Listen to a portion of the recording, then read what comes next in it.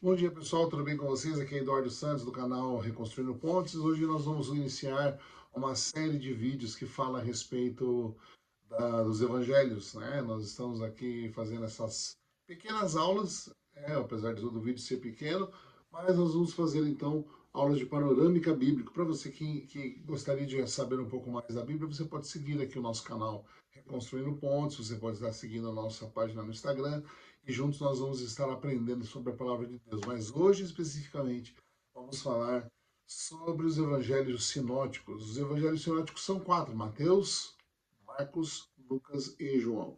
O que nós vamos tratar no dia de hoje é o evangelho de Mateus, que é um evangelho que colocado como o primeiro dos evangelhos, porém é o terceiro a ser escrito na linha cronológica, né? Na verdade, o primeiro evangelho a ser escrito de verdade foi o evangelho de Marcos, né? Já um pouco mais distante ali depois da vida de Jesus e tal. Para você entender, apesar de falar da vida de Jesus, esses evangelhos foram escritos e foram sendo escritos à medida em que a igreja ia crescendo, à medida que os homens iam passeando para lá e para cá, levando a palavra de Deus, eles iam escrevendo ali os evangelhos, né? As coisas que eles já haviam anotado, as coisas que eles haviam vivido. É interessante ressaltar que tanto Mateus quanto João são os únicos que são discípulos de Jesus e foram apóstolos de Jesus, tá? Marcos, que escreve o Evangelho segundo Marcos, é um discípulo de Pedro, e Lucas, na verdade, ele é amigo e também confidente e também discípulo do apóstolo Paulo, né?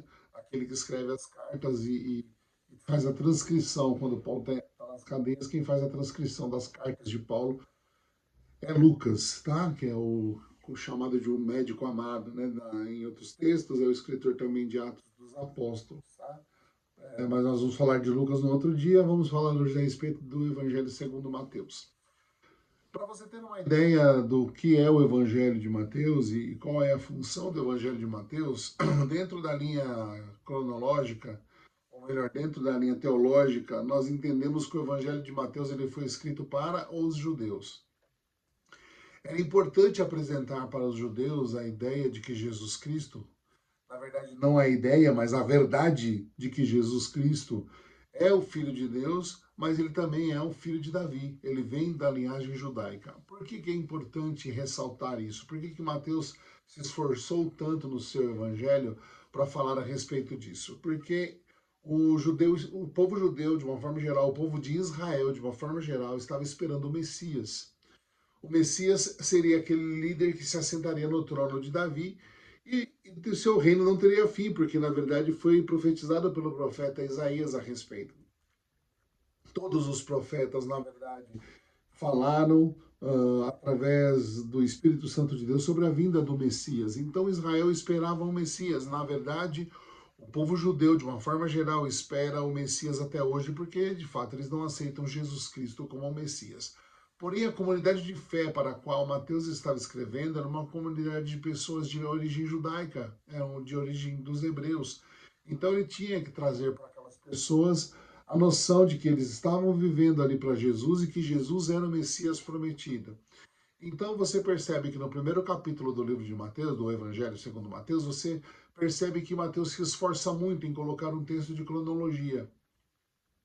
Ele coloca a cronologia de Jesus dentro da linhagem e da origem judaica, vai desde Davi até Jesus. Na verdade, ela vai mais fundo, né? Mas ele vem confirmando que de Adão até Jesus existe uma linhagem. Jesus faz parte dessa linhagem, Jesus faz parte desse povo judeu. Jesus faz parte, então, desse povo. Mateus, então, traz a genealogia de Jesus de uma forma bem ampla. Vai até Adão, depois ele chega de Adão até o exílio da Babilônia, do exílio da Babilônia ele chega até Jesus. Então, é muito interessante quando a gente lê esse livro. Ele é escrito para os judeus para que os judeus tenham a certeza de que Jesus é o Messias. Então, em cada passagem que nós vemos a respeito de Jesus, nós vamos vendo Mateus colocando assim, olha, para que se cumprisse o que foi dito pelo profeta, aí ele fala o nome do profeta, tá?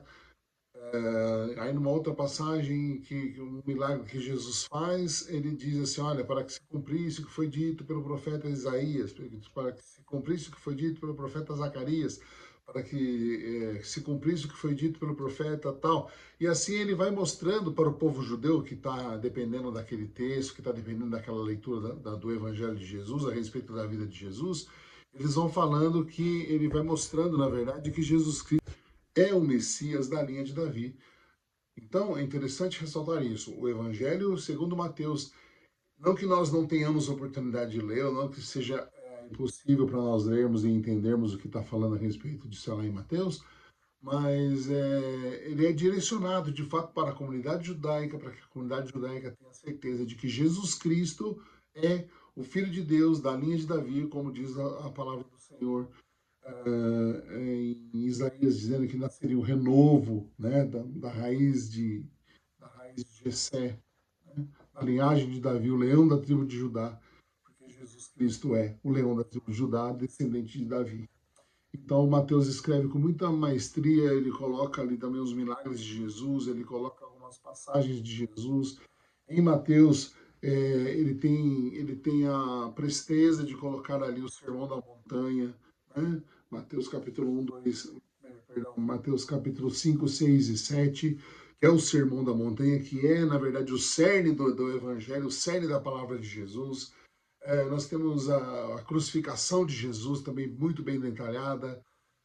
E aí os outros evangelhos vão sendo divididos, apesar de falarem do mesmo assunto, é sobre o ponto de vista de cada um deles. E Levi, no caso Mateus, foi muito perspicaz, né, em escrever ali o seu evangelho. Ele era cobrador de impostos, tá? Ele era um cobrador de impostos que Jesus viu na coleteria, passou na coleteria um dia e falou: me segue, e ele automaticamente seguiu a Jesus. Então, era um homem que tinha um grande controle, na verdade, de narrativa, porque ele era um homem de finanças. Você já viu algum contador que não conhece a respeito da contadoria? Ele era muito sagaz nesse sentido. Então, Jesus escolheu, dentro dos seus 12, pessoas das mais diversas vertentes, né?